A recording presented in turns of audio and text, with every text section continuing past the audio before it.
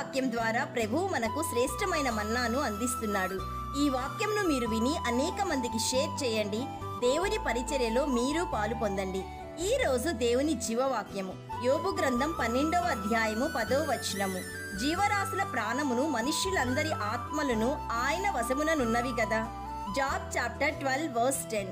In his hand is the life of every creature and the breath of all mankind. ప్రియ సహోదరి సహోదరుడా, నీ జీవిత ఉద్దేశము గురించి ఎవరు చెప్పగలరు?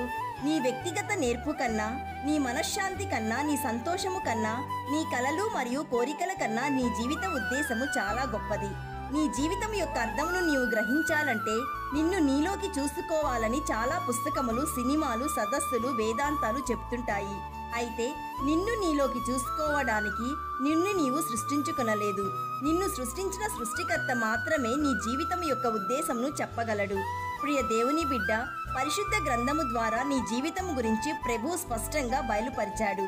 నువ్వెందుకు బ్రతికున్నావు, నీ జీవితం ఎలా పనిచేస్తుంది, దేనిని నీవు వదిలిపెట్టాలో, భవిష్యత్తులో ఏం జరుగుతుందో బైబిల్ వివరిస్తుంది. ప్రియ విశ్వాసి, నీ జీవితానికి ప్రభువు కేవలం ప్రారంభం మాత్రమే కాదు, ఆయన దానికి మూలమై ఉన్నాడు.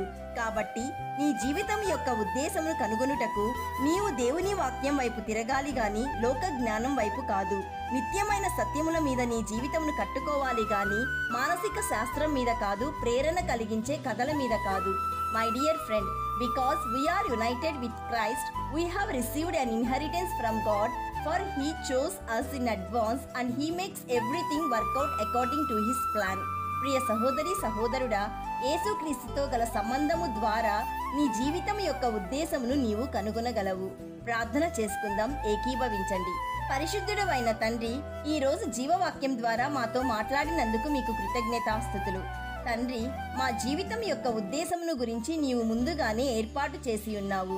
తండ్రి, మేము నీతో అంటుకట్టుకొని మా జీవితంలో మీలో ఫలింపచేయుటకు కృపదయ చేయండి.